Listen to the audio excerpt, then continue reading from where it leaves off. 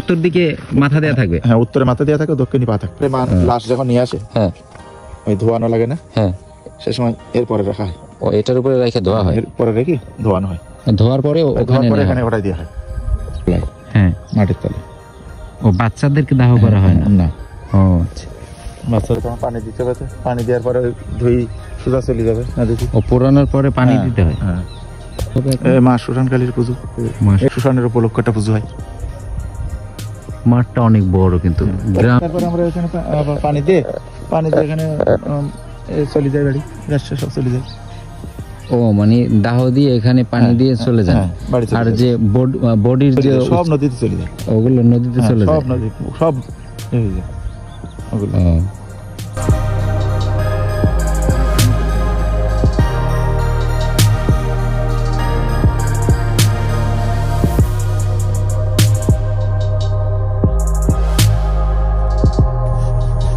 লোক একটু জাল দেবে।